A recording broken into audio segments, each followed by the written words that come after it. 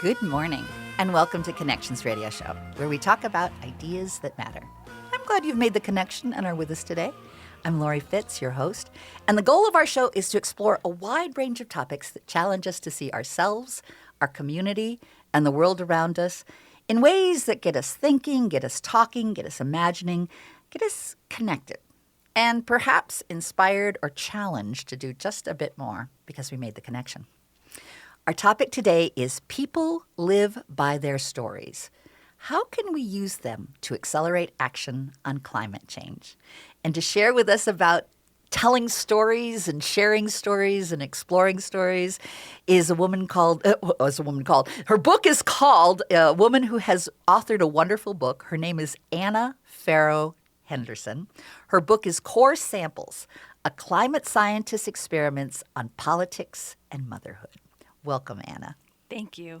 So glad you're here today. I'm so glad to be here, Lori. You are an award-winning writer, a PhD scientist, and an environmental policy expert. You're a fellow at the Institute on the Environment at the University of Minnesota, and you also teach at the Loft in the Library Center, and you work in climate advocacy. You live with your family in St. Paul, where you make daily visits to the Mississippi River. Tell me about the Mississippi River and how you love it. I feel so lucky to have the Mississippi. It is a grounding force and an organizing force.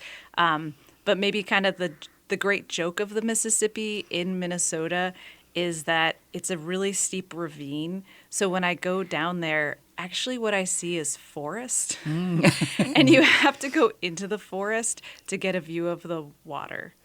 Isn't that a great metaphor, that we do have to sometimes go through the forests of confusion to find our place, and sort of as we're looking towards our goal, we sometimes have to search and find where we're going and how we're going, which your book does.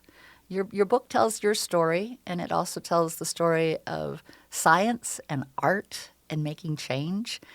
Tell me how you decided that you initially wanted to be a geologist. I didn't think of myself as a scientist growing up, and it wasn't a thing that people thought about. Nobody suggested that I would be a scientist. So it really took me by surprise. But when I graduated high school, I wasn't that excited about going to college. I wasn't that excited about just kind of scholarly stuff in general. And I got a job as an au pair in Italy. And I went to this mountainous region in Umbria, and they had just gone through a year of terrible earthquakes, and people were living in Red Cross trailers and in tents still. And I had no idea why earthquakes happened. And I felt so deeply moved by the landscape. It was so dramatic and beautiful. And I really felt like going away from home. I felt like the landscape I'd grown up in Providence, Rhode Island, which is like cracked sidewalks and hills, but very urban. But I missed it, and I felt really connected to it. And I had this, as I was meeting people, it felt like who we are is so connected to the landscapes we live in. And if we don't understand the landscape, how do we understand ourselves? So it was kind of this very people-centered way of coming into science, where I just felt like I had to know, like, what are the names of these trees, of these plants, what causes different landforms, and that was somehow helping me understand myself and other people. And you also started to draw. Yeah, I did. Yeah, I found that drawing is a way of paying attention, of really holding something and looking at it. And I've used drawing throughout in really different, like sometimes in really technical ways and sometimes in really like loose, free ways.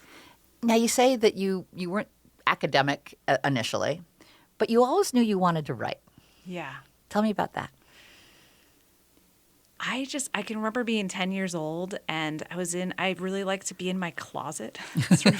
I'm one of 7 children. You didn't come out of the closet. You went into the closet. I went into the closet. Yeah. It was like my special, I felt like my closet, I could set it up however I wanted. And I remember writing in there, and it just was exciting. It's exciting to find your voice, especially when you come from a very large family. I have a lot of older siblings, so that finding space for your voice in a closet. And I remember announcing like I'm going to be a writer, which wasn't actually well received. Families, aren't they special? Yeah. They're what allows us to cope later in life. We learn all kinds of great defensive mechanisms. No, I really am going to do that. So you knew you wanted to be a writer. You were moved by Italy and the challenges that they were facing. You were encouraged to learn. So you came back from this experience and decided. So I had a moment when I was there where I was like, why don't I know how mountains are? What? And it just was like, okay, I've got to learn this. And I was like, I want to go to college. So that was actually maybe the biggest deal for me was like, oh, I want to go to college. I want to study. I want to learn something. And the first class I'm going to sign up for is geology. And then when I got to college, I was like, I'm going to take geology for science majors. Even though that hadn't, but it was like, I want to do like the most, like whatever is the most geology of the geology classes. You like, want a deep dive. I want a deep dive. Yeah. Don't give me this 1,000 level course. Yeah. Give me the seminar. Yeah. Yeah. Yeah, that's great. And with that, did it deepen with each class? Did the fascination take on a new realization, or was it just become sort of an obsession? Or I loved the class and I worked so hard. And then I was like, oh my gosh, that was like 5 times more work than all my other classes put together. And maybe it's not worth it. Oops, actually. And so then I didn't take a geology class the next semester. And the teacher from the class, the professor, she actually called me up and was like, why aren't you taking more geology classes? I could tell. It had been a pretty big class, like maybe 120 people. And she was like, you are one of the people who really was in it. And so why aren't you taking more classes? And I was like, well, I don't know. I'm just like, I don't know. It's hard. And like, maybe I'm more interested in plants. Like I really like plants. And she was like, okay, come into my office and we're going to make a plan of geology classes that interface with ecology and plants. I know. And so then I was like, in many ways, I'm like a plant ecologist thinking on geologic timescales. which makes a perfect foundation for looking at climate. Yeah. Yeah.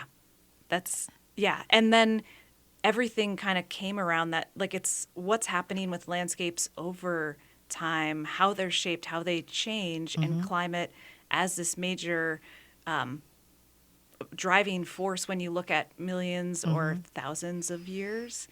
And so it was a lot about understanding climate in the past and how it's changed and what the dramatic effects on water resources, like maybe you didn't have a river. Oops. Or, the prairie, Minnesota has this forest prairie boundary, and that boundary shifted like 100 kilometers eastward when things were warmer and drier. What if? Yeah. The what if story. The what if story.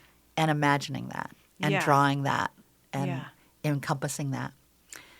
I'm going to ask you to do your trajectory, which is so fascinating, and then we'll break down in the various segments. But the long and the short of it is, at some point, you knew you couldn't do geology out in the field anymore because I have 2 sons. and that just was not conducive for you being out in the field. Yeah, and I think the hook that kept me in geology was also the corporealness of that work. I worked in the greenhouse. I went out in the field. I collected samples. It was very physical, but also it meant that sometimes I was living in remote places, usually like living in a tent, pumping your water. You're off the grid for weeks or months. And that... Which ties back to the book. I love the book title, Core Samples, which relate, I'm sure, to that, but also bigger. How are you taking these little core samples and making sense of them in life? Essentially. The book title is Core Samples, A Climate Scientist Experiments with Politics and Motherhood. So you had the experience of being out in the field, but realizing if you're out there for weeks, that's not going to be conducive for motherhood. Yeah. So what was your next experience after leaving geology? Or integrating geology into the next level of your career? Yeah. So when I became a mom, I had my first son 4 months before defending my PhD. And people didn't necessarily have like the best outlook on that. So that was, I was getting this reaction from people that wasn't really positive. I was totally ready. I had all my ducks in a row. I had my work done. I was ready. So there was no problem, but people sort of anticipate a problem or think there's a Maybe conflict. uncomfortableness because you're pregnant. Yeah. And I had applied for postdoctoral fellowships. It's like the step you take after a PhD to be on a tenure track line in academics. And I was going to do lab work. So that was the plan. And that was really exciting scientifically and intellectually. So it all fit really well. It wasn't actually like any kind of compromise. But I did find that doing lab-based work it didn't include any of the things I love. Oops. Oh, well. Yeah, I was like, it's a good career choice if I only loved it. Yeah, like work with carcinogenic chemicals in a fume hood in a room with no windows for hours. Yeah. Run machines through the night without sleeping for 3 or 4 days. It was not, so it didn't, I wasn't enjoying the daily work of it in the same way, though it was intellectually. It didn't ignite your passions. It didn't ignite my passions. And I was feeling this, having a kid really forces some decisions around time and time pressure and this sense of like I think you can go for quite a long time being like, well, one day when I grow up. Right. And then having a baby was like, oh, I'm a grown up. It's today. Like the choices I'm making today. And what do I want to tell this person? There's somebody I have to account to who's going to say, well, what were you doing and why? And I'd been studying climate change. We had just gone through the financial crisis of 2008 and the oil industry was booming. Like natural gas was booming. I was living in Pennsylvania. I'd gone to Pennsylvania for my postdoc, and there were amazing jobs in oil and gas. And I thought, how is it that I could have studied climate change and I have the perfect tools for extracting oil and gas? And that would be my life story. Like, that's so disappointing. It's just not what you wanted to pass on. And academics is really unstable. Like I was on a 2-year fellowship and I didn't know what I would do next. And I was seeing people moving from one part of the country to another. And it's, I wanted to create a life with my child. I wanted to live somewhere. You meet other people's children. I wanted to watch other people's kids grow up too. I wanted to be in a community. And so I had this thought of like, instead of looking at climate in the past, like this is happening right now. And I'd been frustrated. I wanted to get involved. I didn't have a doorway or a pathway or a connection. The people around me weren't connected. So we're studying climate. We're talking about climate. And we're not talking to decision makers and policymakers and experts in government. And it felt like this big disconnect. And it was like, well, maybe I could try to find a door and go that direction. So that was the pressure of motherhood, the force to make a decision, the drive to build community, and wanting to continue to pursue this, making a difference and trying to make the world better. And what we'll be hearing from you in the next coming up segments, our next segment we'll talk more about motherhood, but then you do get into politics. Yeah. And you work with Al Franken's team. Yeah. And you're the climate scientist there. You come back to Minnesota and you work with our Governor Dayton and basically sketch out our policies for Minnesota climate. So I look forward to hearing about that too. So stay with us. We'll be coming right back. We're going to hear about motherhood, about politics, and also about art and how art and science work together. We'll be right back.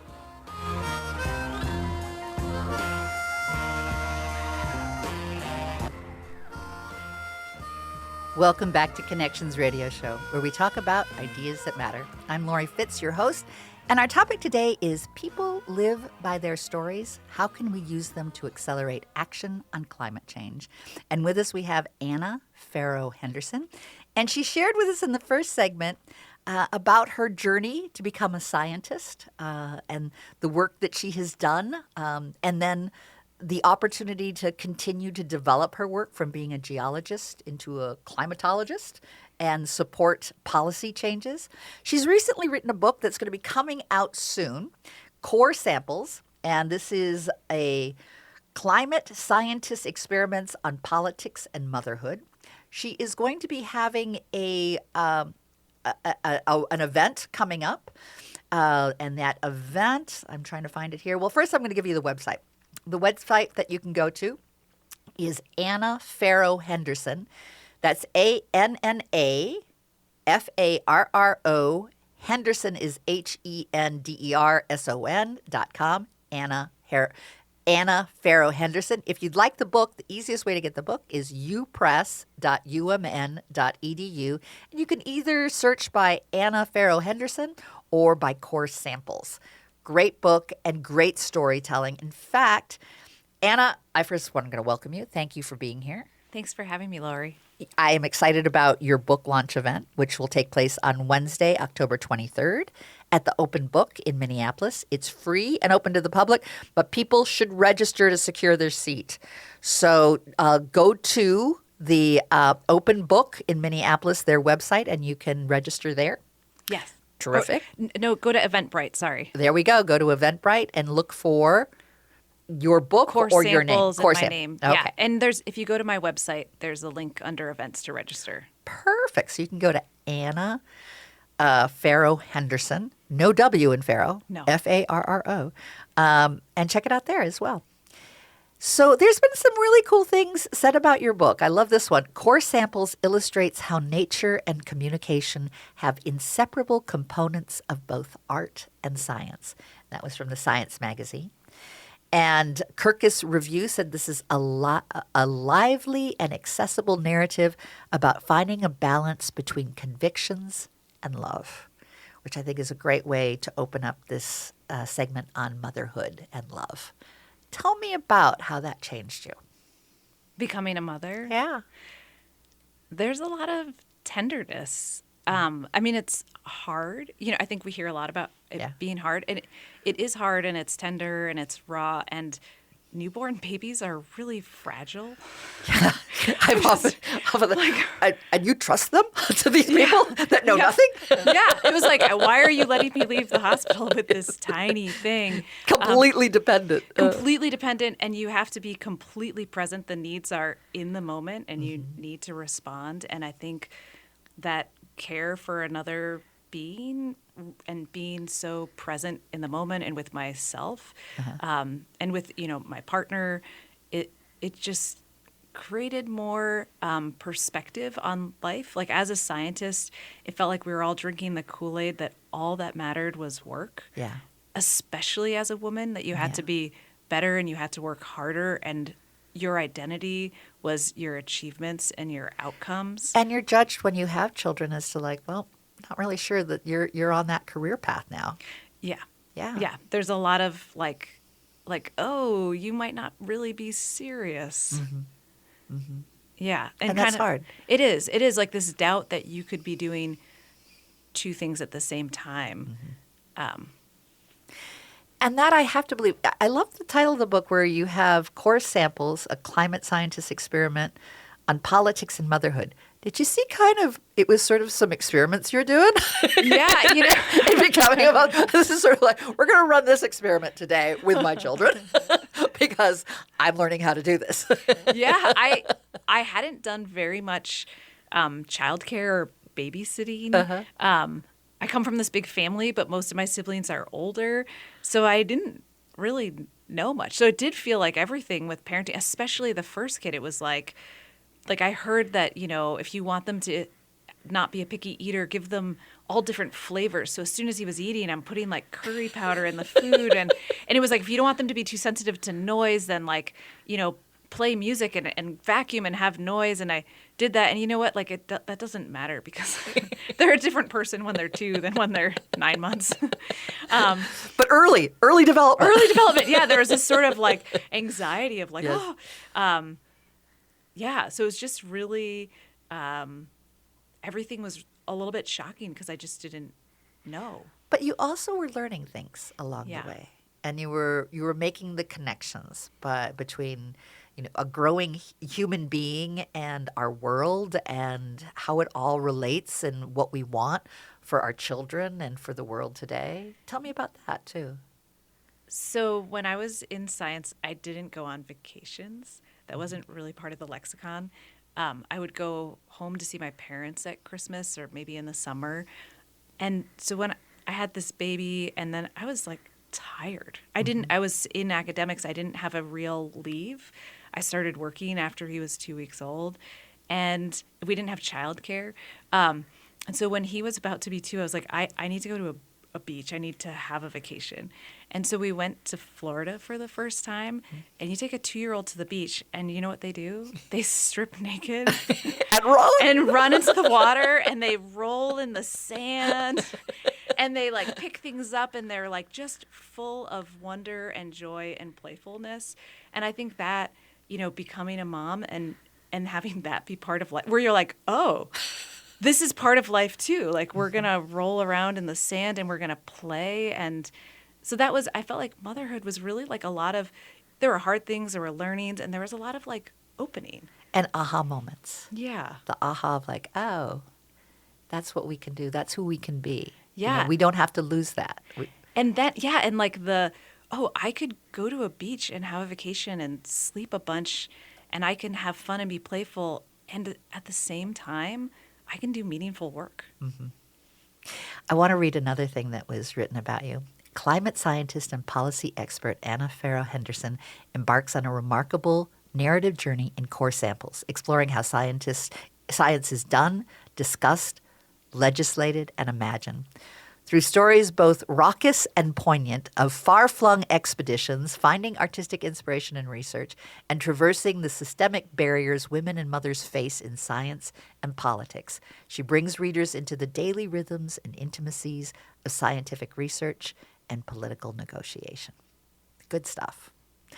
We have to take a break, but I want to let folks know that when we come back, we're going to be talking about that politics and how that impacts and what the switch is for a scientist who is used to the scientific environment, suddenly in the bureaucracy of change and politics. I can't wait to talk to her. We'll be right back.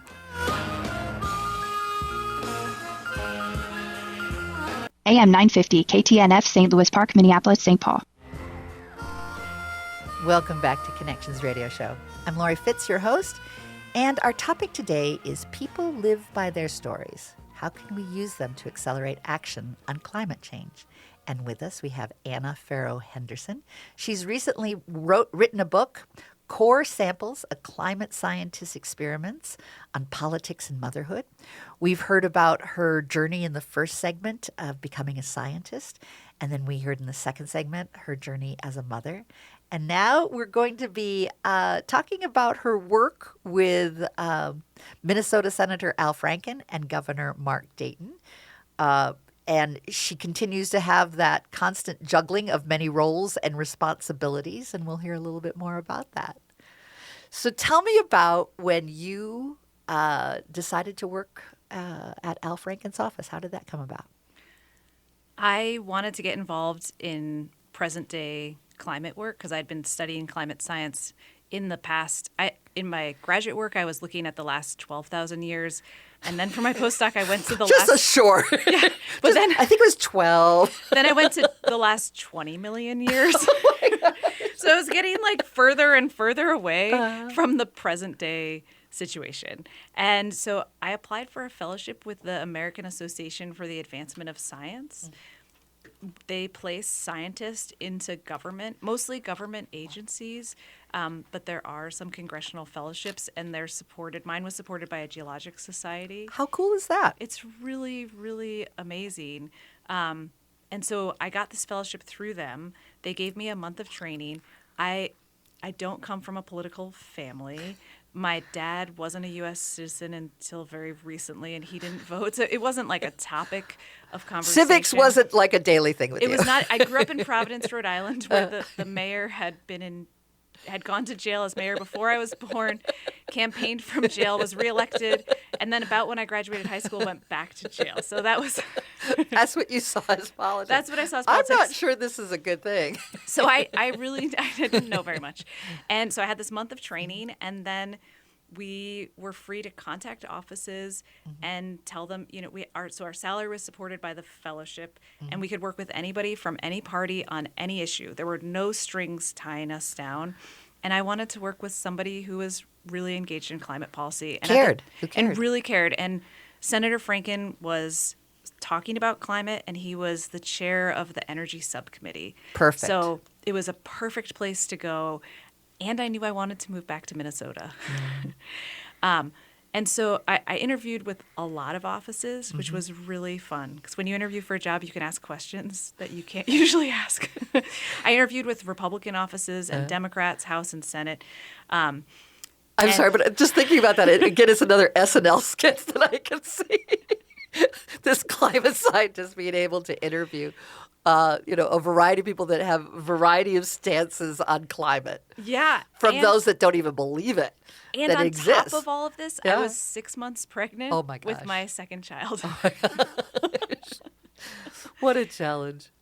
Which was fine, and it was fun, and actually nobody noticed.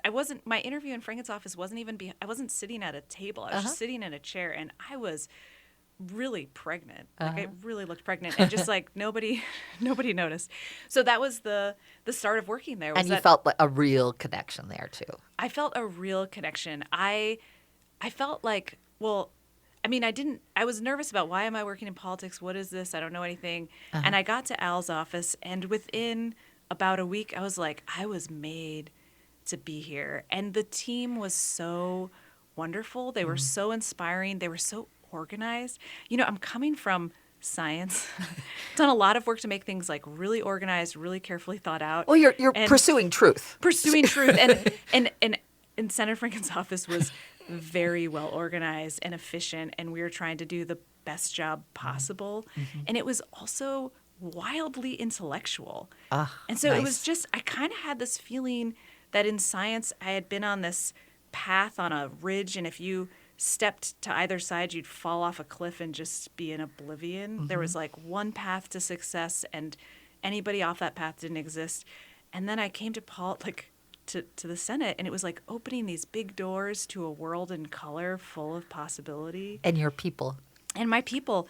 And I spent a lot of time meeting with constituents and stakeholders, people who are lobbyists, nonprofit organizations. I had a meeting that I write about in the book where it was like so many ministers that we couldn't go in a meeting room, so we stood in a circle out in the hallway, and they didn't look anything like my idea of ministers. They were young. They wanted to talk about climate. They were really hip. And it was just, I was meeting so many people. I had a meeting once with sheep farmers, and they tried to give me wool socks, but we were really careful about never accepting anything. No, it's important. And it was sort of like running away from these sheep farmers, like, no, I don't want your socks. Like, I want your socks, but I can't yeah, take your yeah, socks. yeah. The socks are great. I just can't have them. we have rules. And they're like, it's under the limit. It's okay. And I was like, no socks. I'll buy them, but no. But I just like, I was like, in science, I spent a lot of time in windowless rooms doing work for hours and hours, and just being with people, meeting people, talking to them, learning about what they cared about so deeply, what they were passionate about. It was really thrilling. And with that, you do have a piece of your work that you can share that I'd love to have. This would be a great time for you to share from your book. So this is an essay called The Congressional Lactation Diary, and it comes from having actually kept a diary while I was pumping milk in the U.S. Senate. Though this is an essay, so it is crafted. It is not my raw diary. So April 1st, 2013, I'm on the verge of tears and half naked in the United States Senate. My pump won't work. I don't know what to do. The lactation room has a chair, a fridge, a sink, beige walls, and a door that locks. I checked in with a nurse at the front desk, but I can't ask for help with this.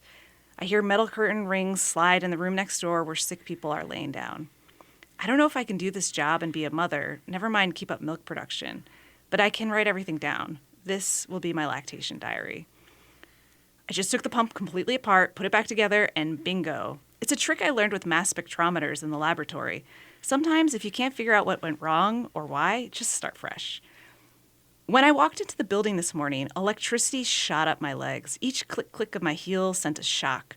The black veins and flecks in the marble walls don't match from one block to another, creating a sense of motion. It's like birds flying in the distance or wind rustling in the leaves. It's like the building is alive.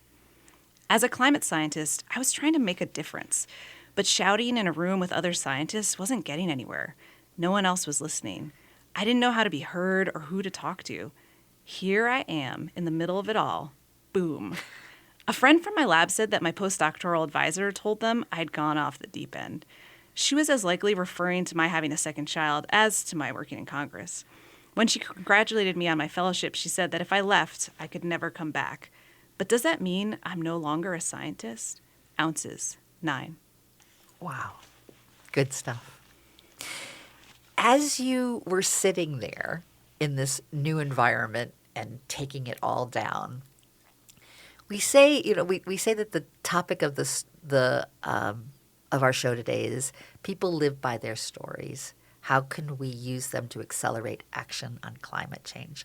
There's something about you reflecting on your own story that I think can give access to us giving permission to think about our story and how what we can do can make a difference. Tell me more about that and how your exploration of your own story is to connect with other stories. My hope for this book is that it makes politics and science feel accessible to everybody.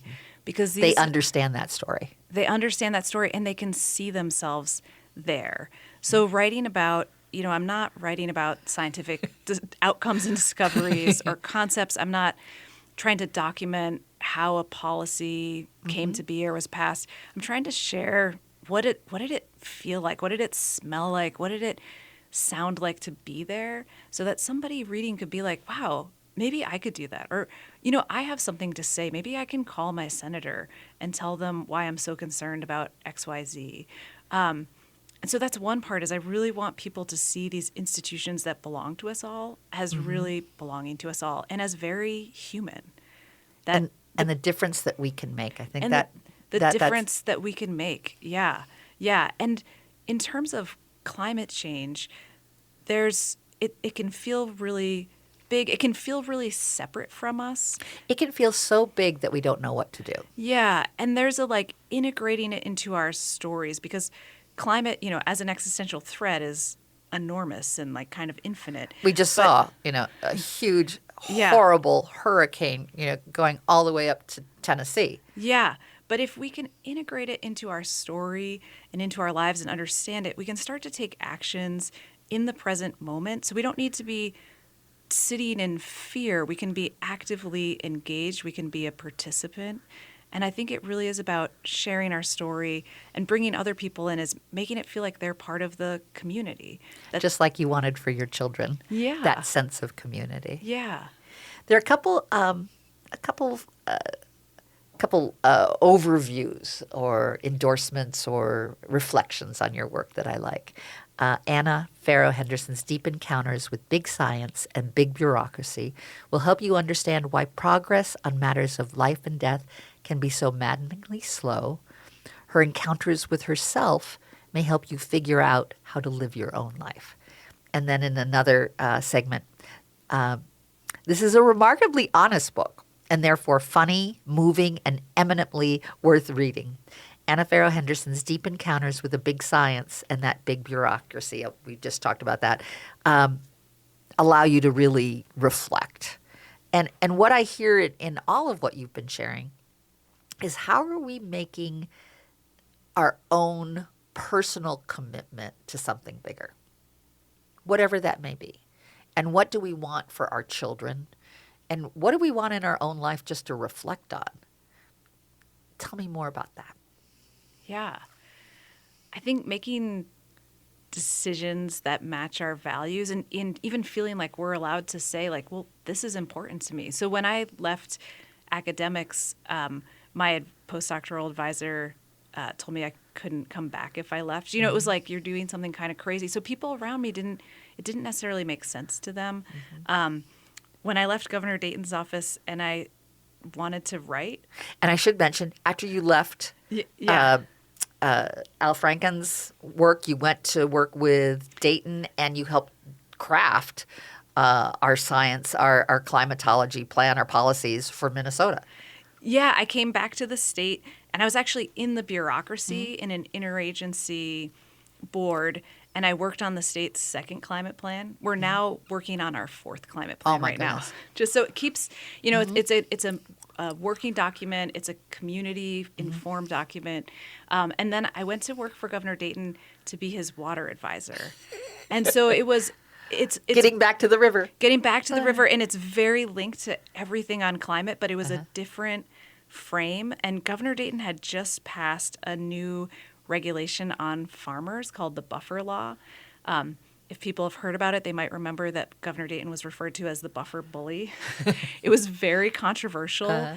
From people from all sides, people inside our administration. That's something that I write about in here. It wasn't like one side versus the other. It was like everybody was pretty uncomfortable with this new regulation. And I was brought in Make it better. to the state capitol to make sure that we implemented this regulation, that it was successful, and that we didn't just stop there, but that we built a water ethic as a state. So it was a lot of public engagement and public meetings traveling around the state.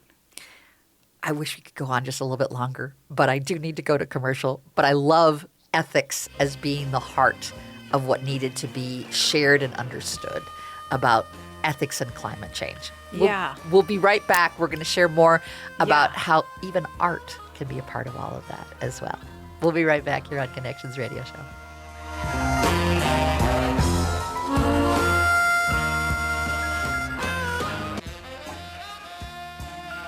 The Connections Radio Show. Thanks so much for being with us today as we've been exploring how people live by their stories and how can we use them to accelerate action on climate change. And with us, we've had our guest, Anna Farrow Henderson. She's recently written a book. Actually, it's not come out quite yet. It's coming out soon. Core Samples, A Climate Scientist's Experiments in Politics and Motherhood. Great book. You can go to upress.umn.edu and look it up either by going to her name, Anna Farrow Henderson, or by going to the book title Core Samples. Also, coming up is a wonderful book launch event. And at the book launch, it will be on Wednesday, October 23rd. The open book in Minneapolis. It's free and open to the public, but you should register. You can register by going to Eventbrite, or there is a link on Anna's website. Her website is annafarrowhenderson.com. And the Farrow does not have a W, so it's ANNAFARROHENDERSON, annafarrowhenderson.com. Anna, you're going to be doing something special at these events. Tell me about that. I'm really excited to be going on tour, and I actually have a Minnesota State Art Board grant to support me going on a rural book tour of Minnesota. I'm going to be going to around the country to Washington, D.C. and Boston and other places, but I'm really excited about this Minnesota tour. I'm going to go to places with bookstores and places that don't have bookstores, where I'll go to the library. And the goal of this is to engage people in the conversation and engage them in the arts. And I've designed 3 interactive art projects for people to do. And the idea is that they're kind of an easy on-ramp. And the goal is that by inviting people to share their stories and to think about their connection to the environment, the nature, their community, that we get closer together. We see each other more. We feel more willing to work together. And also, we just have fun. I think there's something about playing, about the playfulness of art. I think Yeah. some people can get intimidated by art, like art is for someone else, and I'm not good at art, so I'm not going to Yeah. do art. But when we give ourselves permission that it doesn't have to look any special way, or it's not going to get judged, it's just art for the art of making. Yeah. Does build connection, does build community, does build kind of a gamey awareness and fun and playfulness that we have naturally as children, Yeah. And but loose. people start to feel like climate is, they're anxious, they're angry, Yes. they're disappointed. I get that way. Or they don't want to hear about it, Yeah. and they don't agree and they don't like it. And so it's a way to like bring everybody in to meet people where they're at and to give them a place to engage that is just, it's taking a step back to like, how do you relate to the world around you? And what do you love? I have a little 5-acre, what we call here in Minnesota, a hobby farm. And there are times when, we've had this horrible bug that has come through and eaten all of our some of our trees that are they're just dying, and it's very sad. And I look at it and go, that's all part of the environment change. I'm seeing our beautiful cedar that are just not, the climate's changing. They're not getting the same kind of light and water and different kind of warmth. And there are times I just get sad. I mean, Yeah. I've lived there 20 years, and just seeing the changes just on my little 5 acres is like, wow, there's something sad. But yet I also feel hopeful because I'm trying to do something to make it better. Yeah, that's beautiful. And that sadness is real, and that grief is real. And one of the things I saw working in politics, so when I worked for Governor Dayton, everything I did was controversial, and people were upset and angry, and I had people calling me, and they might be crying, they might be yelling. Yeah. And what I found, like particularly I worked on Fargo-Moorhead flooding issues. Yeah. And also these regulations on farmers. And what I found is that if somebody calls, whether they're angry or they're crying and they're upset, you have to make space for that emotion before you can get to the conversation about okay, what is the problem and what can we do about it? And I think that that's also, we collectively as a society kind of need to release some of our emotion so that we can build things and we can get through and make the changes we need to make. And so I guess it's part of the hope of the art is that it's a space for that expression. It's also part of the story. I mean, if you allow people to share their story, whatever that may be, their story about their little hobby farm or the rocks that they may bring you as a geologist at some point, it's that connection of honoring, that's a story that you're carrying in your heart. And what can you share about that, and what can we do together? Yeah, and when I see your story, maybe I don't agree with any of your politics, but I see your story and I care about your farm, and I care that you're upset about your trees, and then I'm connecting to you. Yeah. And I think we get a little bit too divisive on the politics and on kind of having almost ways of rating each other, and that we need to see each other.